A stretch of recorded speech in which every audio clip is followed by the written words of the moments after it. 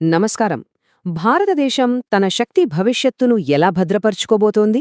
అసలు ప్రపంచంలోనే ఒక పెద్ద తయారీ కేంద్రంగా మారాలన్న మన కలని ఎలా నిజం చేసుకోబోతోంది? ఈ ప్రశ్నలన్నింటికీ సమాధానం ఒకే ఒక్క ప్రతిష్ఠాత్మక మిషన్లో ఉంది. ఈరోజు మనం ఆ కీలకమైన ప్రణాళిక గురించే లోతుగా తెలుసుకోబోతున్నాం. ఇది మన దేశ ఆర్థిక, పర్యావరణ లక్ష్యాలకు ఒక పునాది లాంటిది. సరే, మరి ఇంకెందుకు ఆలస్యం, మొదలు పెడదామా? మొదటగా మూకో చిన్న ప్రశ్న. మన చుట్టూ ఇప్పుడు ఎక్కువగా కనిపిస్తున్న ఈ గ్రీన్ టెక్నాలజీని చూద్దాం. సోలార్ ప్యానెళ్లున్నాయి, గాలికి తిరిగే పెద్ద పెద్ద విండ్ టర్బైన్లు, రోడ్ల మీద సైలెంట్గా వెళ్లే ఎలక్ట్రిక్ వాహనాలు. వీటన్నింటికీ కామన్గా ఉన్న విషయమేంటి? ఎప్పుడైనా ఆలోచించారా? దానికి సమాధానమే కీలక ఖనిజాలు లేదా క్రిటికల్ మినరల్స్. ఈ టెక్నాలజీలన్నీ పనిచేయాలంటే ఈ ప్రత్యేకమైన పదార్థాలు ఖచ్చితంగా కావాలి.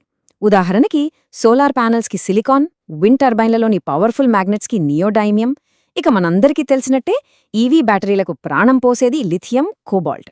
ఒక్క మాటలో చెప్పాలంటే ఇవి లేకపోతే మన గ్రీన్ ఫ్యూచర్ అనేది జస్ట్ ఒక కల మాత్రం.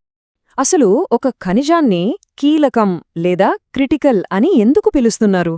ఎందుకంటే అవి మన ఎకానమీకి, మన నేషనల్ సెక్యూరిటీకి చాలా చాలా అవసరం. అయితే ఇక్కడే ఓ పెద్ద చిక్కుంది. వీటి సప్లై మొత్తం ప్రపంచంలో కొన్ని దేశాల చేతుల్లోనే కేంద్రీకృతమై ఉంది.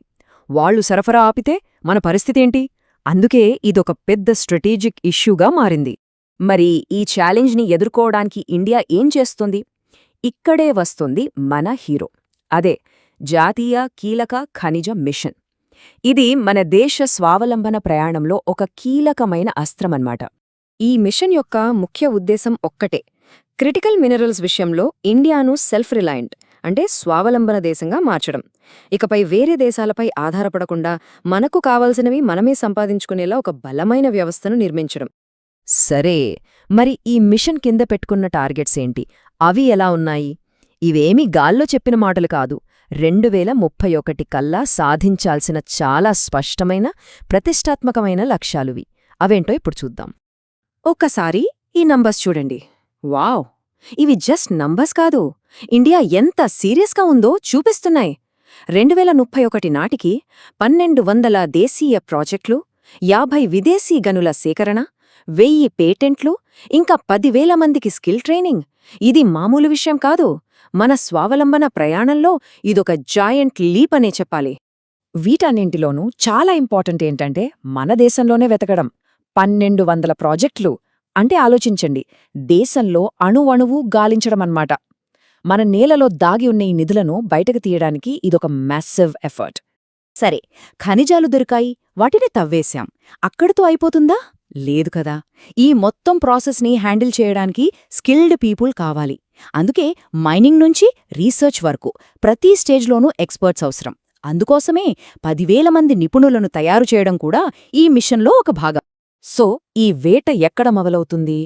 ముందు మన ఇంట్లోనే, అంటే మన దేశ సరిహద్దుల్లోనే ఎక్స్ప్లోరేషన్, ప్రొడక్షన్ని భారీగా పెంచబోతున్నాం. ఇదిగోండి, ఇది జస్ట్ ప్లాన్ మాత్రమే కాదు, యాక్షన్ ఆల్రెడీ స్టార్ట్ అయిపోయింది. మన జియాలజికల్ సర్వే ఆఫ్ ఇండియా, అంటే జిఎస్ఐ, ఈ 2024-25లోనే 195 ప్రాజెక్టులు స్టార్ట్ చేసింది. 100కు పైగా మినరల్ బ్లాక్స్ ఆక్షన్కి రాబోతున్నాయి. ఇంకో ఇంట్రెస్టింగ్ విషయమేంటంటే ఈ వేట భూమి మీద మాత్రమే కాదు, సముద్రం లోపల కూడా జరగబోతోంది. అక్కడ దొరికే పాలిమెటాలిక్ నాడ్యూల్స్ కోసం కూడా వెతుకుతున్నారు. అయితే ఇంత పెద్ద పనిని ప్రభుత్వం ఒక్కటే చేయలేదు గదా. అందుకే ప్రైవేట్ కంపెనీల హెల్ప్ కూడా తీసుకుంటున్నారు. వాళ్ల టెక్నాలజీ, వాళ్ల పెట్టుబడుల కోసం. గవర్నమెంట్ ఒక కొత్త ఎక్స్ప్లోరేషన్ లైసెన్స్ లేదా ఈఎల్ అనేదాన్ని తీసుకొచ్చింది. దీనివల్ల ప్రాజెక్టులు చాలా స్పీడ్ అందుకుంటాయి. ఓకే, మన దేశంలో వెతుకుతున్నాం, చాలా మంచిది. కానీ దీంతోపాటే ఇంకోవైపు కూడా మన వ్యూహం నడుస్తోంది. అదేంటంటే విదేశాల్లో కూడా మనకు కావాల్సిన వనరులను సంపాదించటం. ఇది మన సప్లై చైన్కి డబుల్ ప్రొటెక్షన్ లాంటిది. ఈ విషయంలో ఇండియా ఆల్రెడీ యాక్షన్లో ఉంది. కాబిల్ అనే మన ప్రభుత్వ సంస్థ అర్జెంటీనాతో లిథియం కోసం ఒక డీల్ చేసుకుంది. అలాగే ఆస్ట్రేలియాతో లిథియం, కోబాల్ట్ కోసం కూడా ఒప్పందాలున్నాయి. దీన్ని బట్టి అర్థం చేసుకోవచ్చు గ్లోబల్ లెవెల్లో కూడా ఇండియా ఎంత పక్కాగా ప్లాన్ చేసుకుని ముందుకెళ్తోందో. సరే, ఇప్పటిదాకా మనం ఈ మిషన్ డీటెయిల్స్, టార్గెట్స్ అన్నీ చూశాం. కానీ అసలు ఈ మిషన్ ఎందుకు ఇంత ముఖ్యం? మన దేశ భవిష్యత్తుకి, ముఖ్యంగా మన గ్రీన్ టార్గెట్స్కి దీనికి సంబంధం ఏంటి? చూడండి, 2030 కల్లా ఇండియా చాలా పెద్ద క్లైమేట్ గోల్స్ పెట్టుకుంది. ఎమిషన్స్ తగ్గించాలి, క్లీన్ ఎనర్జీ వాడకం పెంచాలి. మరి ఈ టార్గెట్స్ రీచ్ అవ్వాలంటే ఏం కావాలి? మనకు కావాల్సిందే క్లీన్ ఎనర్జీ టెక్నాలజీ. మరి ఆ టెక్నాలజీకి ఏం కావాలి? మనం ఇందాక మాట్లాడుకున్న క్రిటికల్ మినరల్స్. సో పాయింట్ చాలా క్లియర్. ఈ national critical mineral machine success అయితేనే ఇండియా గ్రీన్ ఎనర్జీ ఫ్యూచర్ కూడా సక్సెస్ అవుతుంది.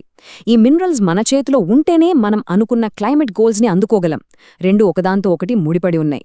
చివరగా ఒక ప్రశ్న. ఇప్పుడు ప్రపంచమంతా ఈ వనరుల కోసం ఒక రేస్లో ఉంది. ఇలాంటి టైంలో ఇండియా మొదలుపెట్టిన ఈ మిషన్ మన ఫ్యూచర్కి కావాల్సిన పవర్ని ఇవ్వగలదా? మనల్ని నిజంగా స్వావలంబన దేశంగా నిలబెట్టగలదా? ఈ ప్రశ్నకు సమాధానం కాలమే చెప్పాలి.